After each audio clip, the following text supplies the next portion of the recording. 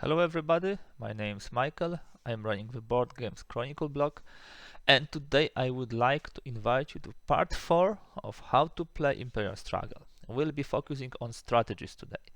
Uh, you can find the links below this video or on my blog to the part 1, where we actually evaluated game setup and turn preparation, part 2 when we went through the peace turn, and part 3 when we executed the war turn. These were kind of a basic how to play videos. Now I would like to focus more on the knowledge gain with many sessions and experience also acquired that way. You can find more materials about Imperial Struggle on my blog. Just type Imperial Struggle and you should have a lot of interesting stuff. Without further delay, let me jump to the strategies. Okay, so let us start. I will be using the Vassal module to discuss the strategies. I have some pre-prepared setups which I would like to show to you. Kind of an introduction. The strategies which we'll be showing here are based on last year open tournament for Imperial Struggle, where a lot of people were taking place. I was reporting this on my blog. This is a common knowledge gained from all those games.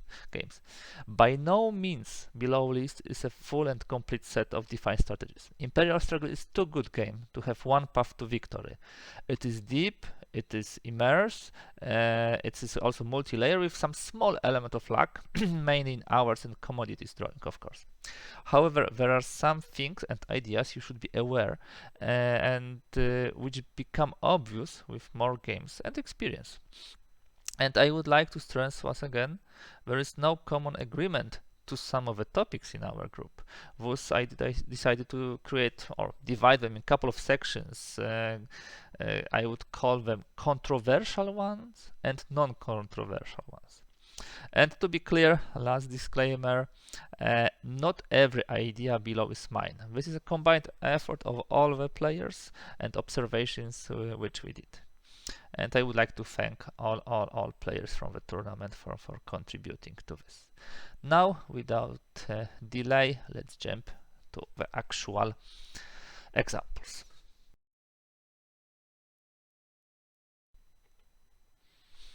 Okay, first of all, we'll focus on advantages. Advantages are key, I would say this. Those are those small boxes which are connected to some of the prestige spaces, sometimes to the alliance spaces. They are saving tons of action points, be it as a specific discount or general debt decrease. They provide invaluable source of conflict markers, and they can be played alongside your normal investment ties actions with no alternative cost. What I mean by this, you do not have to choose this or the other. So you can play, for example, let us draw some tiles. Yeah. So you can at one time play the major economy and minor diplomacy, at the same time putting the conflict somewhere in the Europe, and you don't need to have any military points there. So my suggestion, a general suggestion to the advantages, invest in the advantages. They're really needed. Okay, another point about advantages, this time specific one. I would like to talk about the Baltic trade. Baltic trade is one of those unique advantages which gives you a 2 debt decrease. This is really huge and can boost your economy enormously. You should be aware of this and be aware of what your opponent is doing, because this was one of those advantages which were most contested in our games. Also, the countries at the edges, here and here, provide the bonuses to the wars, like Denmark to the first 3 wars and Prussia to second and third war. So they are even more important. You may say, it seems like this, that Denmark is one of the most important countries in our game. So yeah, indeed, be aware of this. Okay, and the third point regarding the advantages, uh, while diplomatic ones provide great discounts in Europe, the local alliances are fantastic for the fight in the New World. I will show you an example here. So, dominating North America, Caribbean, or India without those crucial points on the map is not possible. I personally won many games just because I was able to spam the conflicts in droves. Make sure that you are at least on par with opponent as far as alliances are concerned. Example here. This is the hand of a British player. This is the hand of French player. During a turn, a British player alongside his uh, investment tiles, for investment tiles which he will play, he will have 5 plays of advantages. Those 3 will give him her the conflict markers, which will be really hard to remove by the opponent. And of course there is a limitation to play 2 advantages per round and 1 per region. Still, with 5 you will be able to fit this in 1 turn. So this is a good example of how you can leverage advantages to your advantage, of course, but at the same time gain so important leverage over opponent in the new world. Remember about this. It's really, really crucial. Okay, let me now jump to wars. Strategies connected to wars are various. I would actually point you to the 3 of them. First of all, rather than looking at the pure victory points, check which theaters provide conquest points. You can see what winner gets in those cases, yes. There are such theaters where you get conquest points only winning +3, +5, only there. A good example is here, yeah, in Central Europe. But there are also theaters where with a minimal advantage you can get the conquest points. There will be such especially in later wars, for example, Carnatic Wars in India. Any victory gives you immediately conquest points. So check this when you are trying to focus on a concrete war. Losing 1 point and getting 1 TRP is much better than losing a conquest point and losing some territory to your opponent. Second point about wars. Look at the theater sequence. Take back whatever you lost initially later on. How can you do it? We have a great example in War of the Spanish Succession. It's open at this moment in time. For example, in this setup, the British will lose the war in Central Europe. We assume that we are using the Spanish Empire rules, so optional rules. We actually always play during the tournament with this. So in such case, if France is winning and winning with a high advantage, they can use this conquest point and take, for example, I don't know, Minorca, yeah, because the war is in Europe, so they can take Minorca. Okay. What happens there? In the second war, first of all, of course, there is a shift in the Spain for British. So let's take this British flag. And then in the second war, Spain war, the British will win and will get 1 conquest point. This is actually calculated in a way that they are getting 1 conquest point. What happens then? They are using this conquest point to take back Minorca. And be careful, because at this moment in time, you do not do the shift in Spain. You do the shift in Spain with the Spanish Empire only when you take the territory from Spain. If you take it from your opponent, you do not have a shift. So as you can see, after those 2 wars, who is better off? Of course, the British.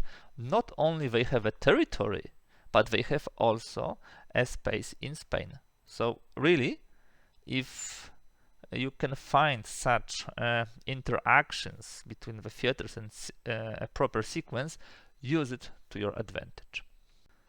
Third thing about wars. you can channel your bonus war tiles through one war theater. How to do it? If you read the rules, when you are buying the bonus war tile, you need to add it to one of the 4 theaters. But if you have already 2 bought there, you can add the third one and choose which one of those 3 goes further. Let us try to get to demonstrate this on the France. They are buying a bonus war tile. Let's assume 2 bonus war tiles. So what we would like to do, we would like to give it to the Central Europe. Okay. Now we see, beautiful, we have those 3. We see that, for example, the British have ships in North America, so we move it here. And that way we are channeling via Central Europe our bonus war tiles. Let us draw once again. Okay, and now we are seeing, okay, we are winning anyhow. This +3 will be needed somewhere else. Maybe we would like to hit Jacobite rebellion. We would like to hit with Jacobite rebellion. So this is also important to note that while the war tiles, bonus war tiles, basic war tiles are pretty random, you can influence how they will be placed on the between the theaters by channeling through one of the theaters. Please use this to your advantage.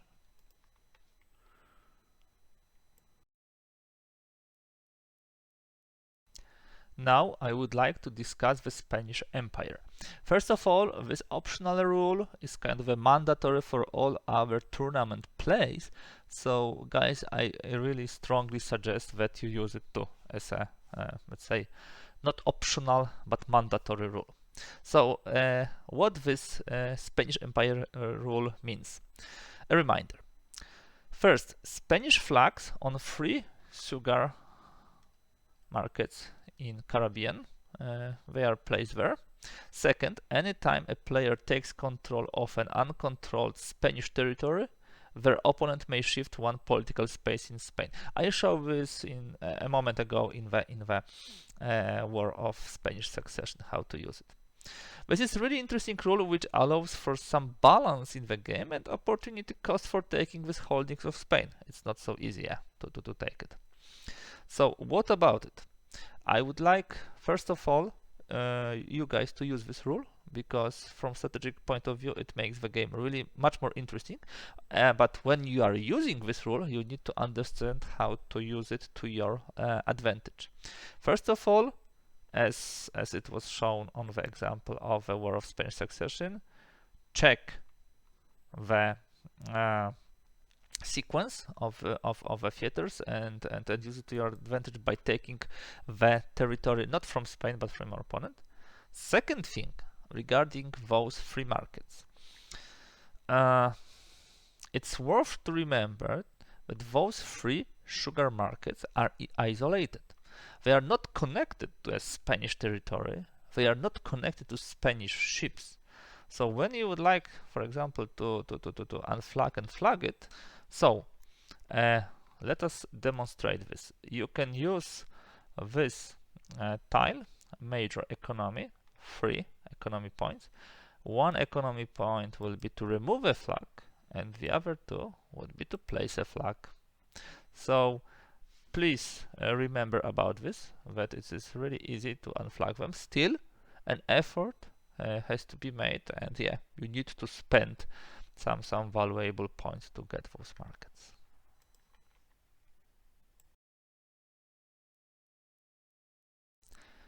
Let us now jump to the initiative. Initiative starts in the hands of France as the game begins. What does it mean? It means that France, and then whoever holds the initiative, can decide who will be taking the first round of the turn. And I would like to discuss that aspect exactly. When I was starting my journey with the game, I thought it was always better to be second. It means that you are last in the turn. You can, with your event or maybe with your major action, really switch the points in the global demand or control of the region. And it was also pretty widespread thought among the initial players. And I see it still among the inexperienced players. But I do not believe this as an axiom anymore. I would rather say that more than 50% of the cases when I have a choice to be first or second is that I would like to be the first. Let us analyze now where it can pay off. So, first of all, when there is only one type of particular major event, in this case, here in the example, it will be diplomacy, especially if this is exactly diplomacy or military, you should consider to be the first. In such case, only you can unflag the places on the map, yeah, because you have the only one major diplomatic, or only you, in case of a major military event, can displace fleets. And also you can utilize the events which are connected to those. In this case, of course, a lot depends on what you have on hand in your hand as events. I would definitely go first because there is only one event which is connected to diplomacy and only one diplomacy major action. Yeah, so this is definitely a no-brainer to go first. Second situation, when you rather would like to go first than the second, is when the number of events is odd and low, like 1 or 3. You might really want to get this as advantage over your opponent. In this case, we have 3 events, yeah, possible. So I would go also first in such case, because I would be able to play 2, while opponent will be able to play only 1. What is even worse in this example, if I go first with diplomacy, I am not only doing the major action of diplomacy, I'm also limiting my opponent to let's say neutral events or the events which are connected to the military. Yeah, so this is really good choice. There are also other situations when you would like to go first. For example, when you plan to use some specific advantage like Baltic trade or ministry card like cardinals for France, and you want really to avoid spoiling this by opponent in his first turn. So this would be the third area when you would like to go first. Remember, when you are going first, you need to keep the momentum and you need to keep the tempo. So you need to attack on the map to make sure that the opponent is responding to what you are doing, not, let's say, fulfilling his own agenda. It could also happen that at the end of the turn, for example, let's say I am taking this, that's being taken by British, this is taken by French, then this is taken by British, this is French, British, French, and you see at the last moment of at the last round of the British, they do not have any choice. They simply have 2 major military actions with a minor economic. So you can also draw the situation to such setup. Yeah, this is possible. So the answer to the initiative and to who goes first is it depends. Do not assume you always need to be the second.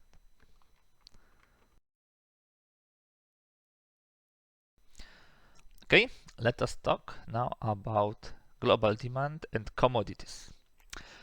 Throughout the game you will have 6 times when commodities will be drawn. They nicely supplement how much each new world region is worth, yeah, because yeah, it's kind of a supplementation to the worth of a new world.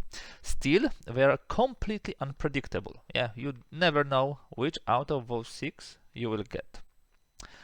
But you have one fixed commodity always present with good payoff. What is it? This is prestige.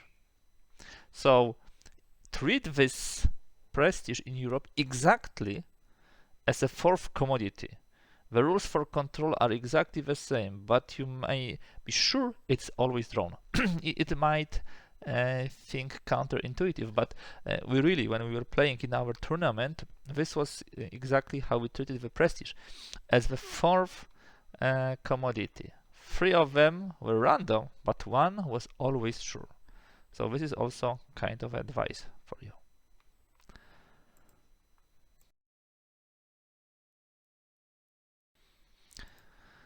The time is now for another topic, the events. The more you play the game, the more you know the game. So this is only obvious that the next step in your learning curve should be strict control of which events were already played and which are still left.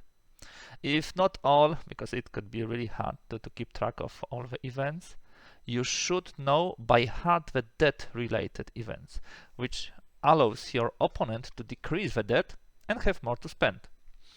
You can usually prevent them when you control the budget situation on the map, so forcing the opponent to spend. And of course, once those events are already played, you know that there are no more like this, and you can spend on your side. You know, there are a lot of events, and I will show them to you, which says if you have more debt than opponent, if you have less debt than opponent, then do this. Let me show this to you. So whenever I play, maybe not a casual game, but let's say the game in tournament, I'm using this map.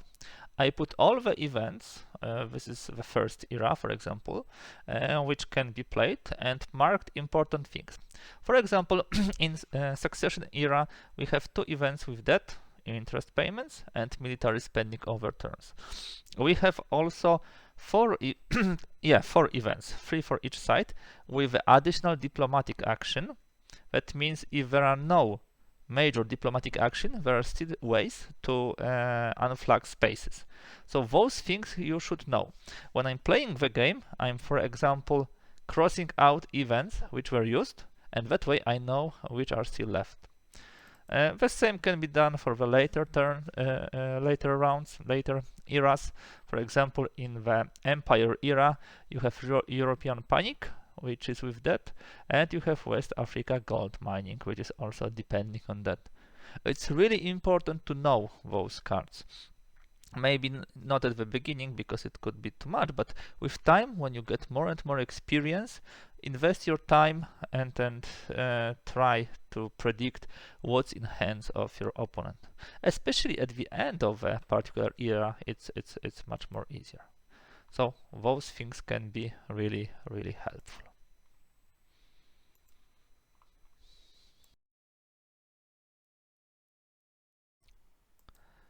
Another topic will be ministry cards and a little about British specific and French specific strategies.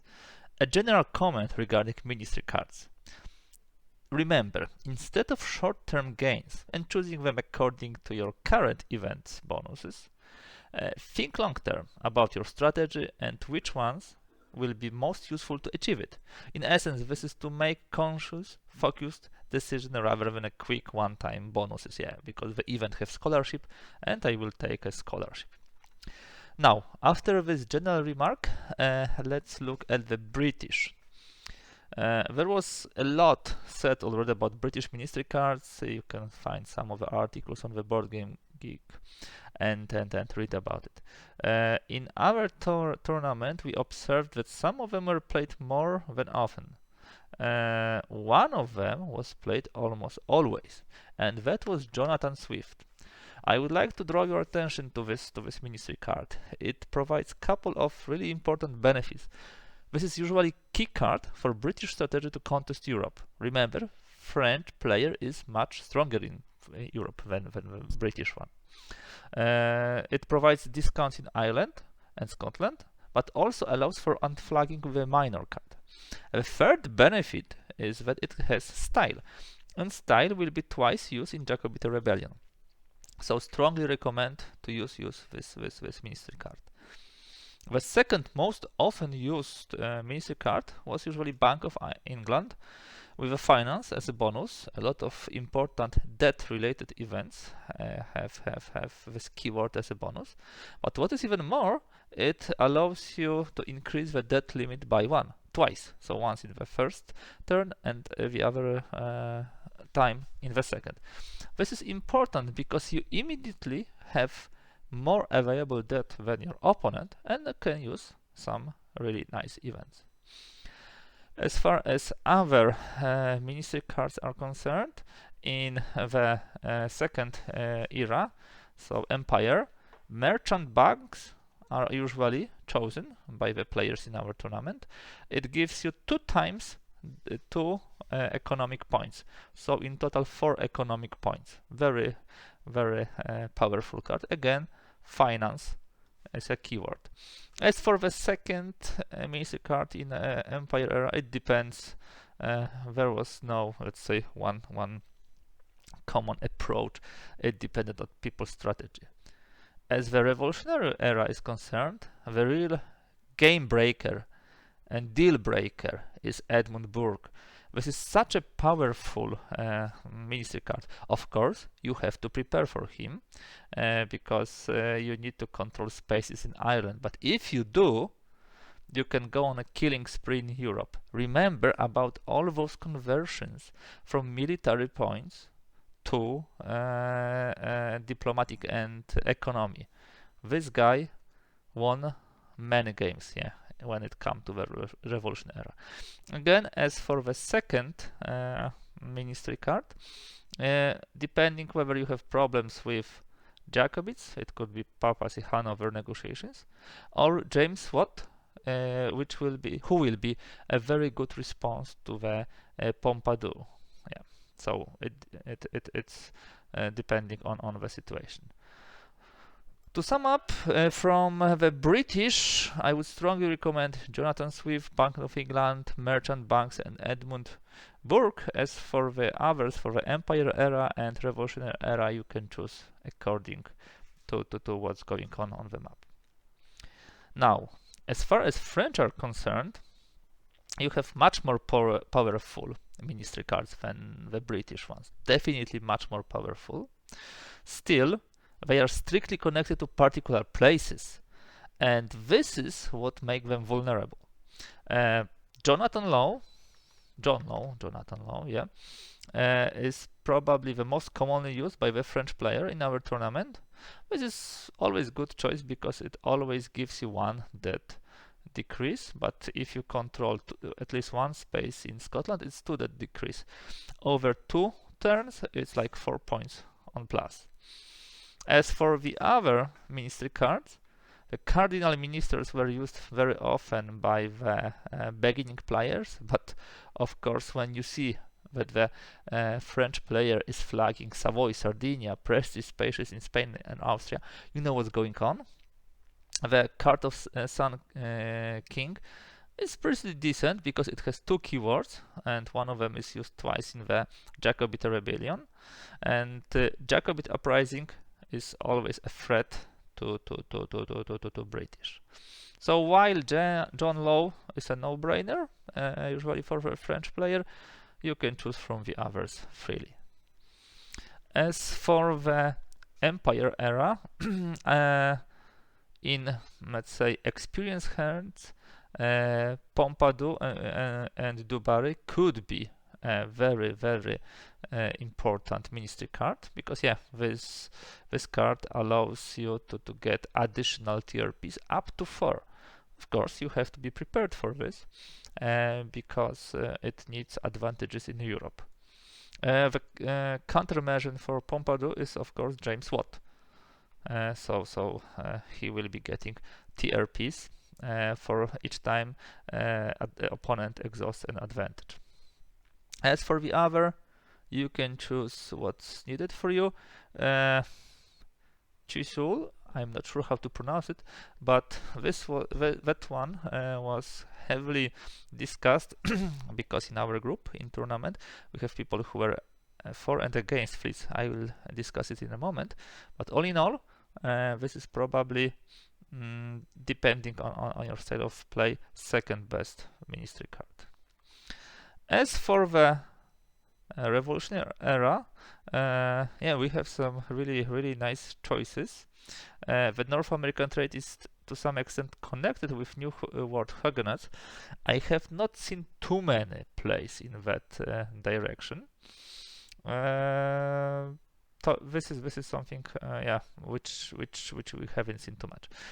Turgot is nice, has two keywords, but it's really hard to have more available debt than British. Yeah, those two were also used, as I remember. The Marquis de Condorcet, yeah, sorry, more often. Yeah, it has pretty nice ability that you can play events without the appropriate symbol. But still, this is not such a powerful ministry card. So often Pompadour was left for the revolutionary era. Okay, that will be all for ministry cards. Now I'd like to move to the more controversial strategies. I will discuss two. The first one would be bonus word tiles versus board position approach. These are two distinct approaches which were in our group, which played the tournament, to tackle wars. So, the first approach strongly proposes that almost every military point should be invested into the bonus war tiles. Just watch what French did here. Yeah. Those bonus war tiles give much more on average than forts and fleets, have immediate payback in the war outcomes, and allow for a snowball effect. Once you win the war, you take the conquest point, you take the territory or fort, and so on, and you simply have a snowball effect. So French in this particular case is simply the example of such approach, more bonus war ties than British one. The other approach was for a significant buildup of forces in the regions, be it forts or fleets. You can have a look in North America for British with 1, 2, 3 forts and 2 fleets against 0 of French ones. Yeah. This is they can be subject to the opponent's ties, like remove fleet, damage fort, but with large numbers this should not be the problem. And what is important, they add to the regional control, so they have also impact on this and allow for the control of the global resources. The question from you is probably which way is better.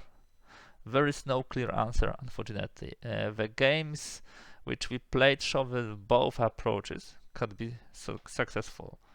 I think a middle way with some bias, this or the other way, should be the answer. Usually 0-1 approach is not the best one, although I tend to agree that in some regions, North America, the build-up of a position is really important, and in some like Caribbean you can do it only with a war tiles. Which path to choose? It's up to you, but be aware of both approaches.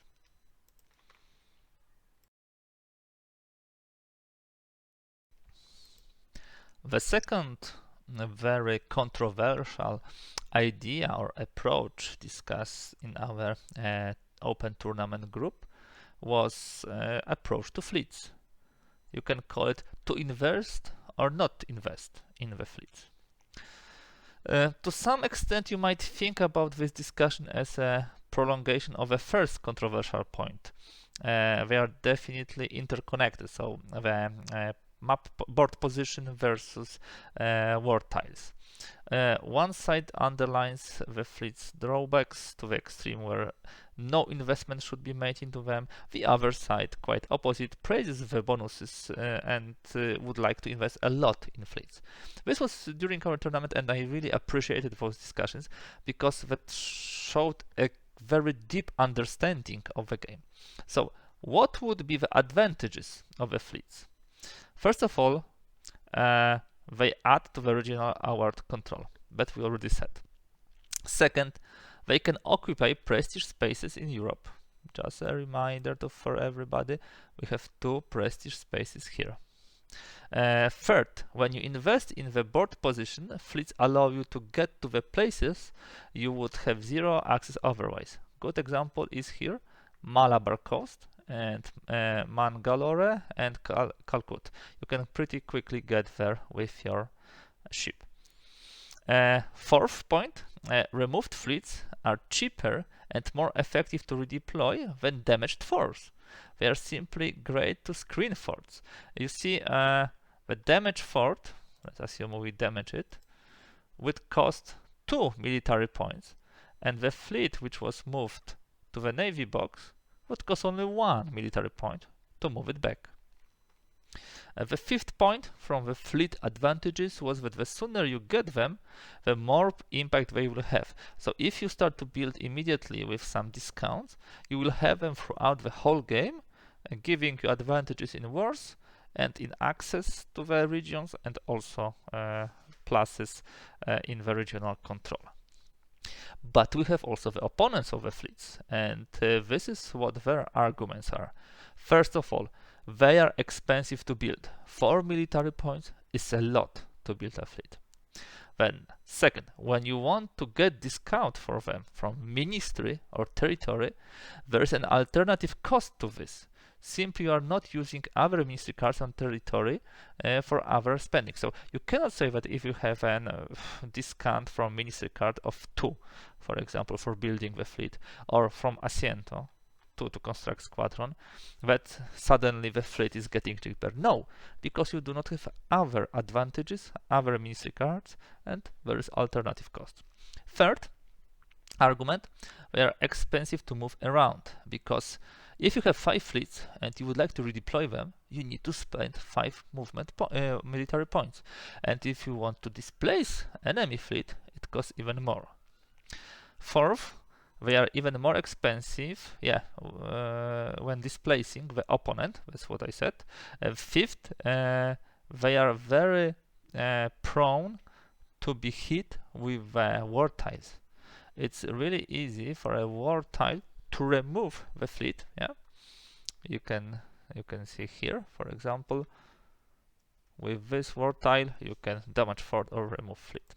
So this is a discussion which is still open. There is no clear answer. There are let's say people who are for and against. I think again that the truth is somewhere in the middle. You need some fleets. Definitely you need them to reach to some areas. For example, you cannot conquer the territories in India if you do not have fleet here. Those 2 territories. It's really helpful, to get there, because the initial setup is that the British are here, the French are here, so really hard to get to the territory. We shall see which path is better. I will give you the chance to play it and then decide for yourself. I would be very curious what you think about the fleets.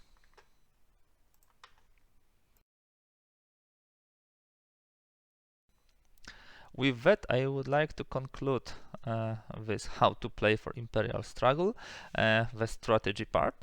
I hope you enjoyed it. As I said, this is not a full list of all possible strategies. It's just a selection which we worked out during our open tournament, and with which I would like to share, with you guys.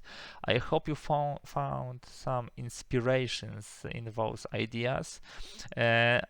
I also encourage you to think about those controversial discussions: board position versus bonus war tiles, or to build a fleet or not. So those 2 things, I'm also really curious about your opinions. Anyhow, Imperial Struggle is a fantastic game. The authors did something incredible because they created something as far as the replayability, as far as the complexity, and also the fun from games similar to Twilight Struggle. So I strongly encourage you guys to get to know the game as much as you can, play it a lot, think about your own strategies, and also share. If you like this movie, please give it a thumbs up. If you'd like to learn more about other aspects of how to play the Imperial Struggle, the links are below. Thank you very much, and bye for today.